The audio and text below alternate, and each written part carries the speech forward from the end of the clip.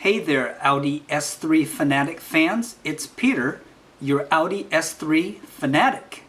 So today I wanted to go ahead and share with you something I'm pretty excited about. I got in the mail today some special things from China.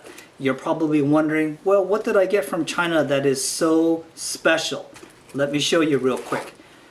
Wiring, puddle lights,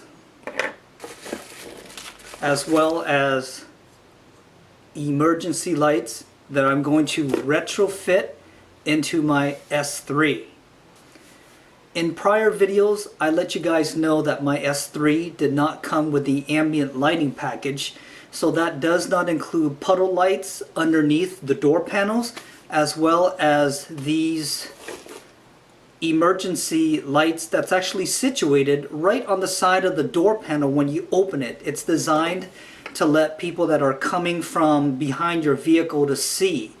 It's going to be a pretty cool project. I'm super excited about doing it. You guys can look for this video most likely in the next couple of weeks.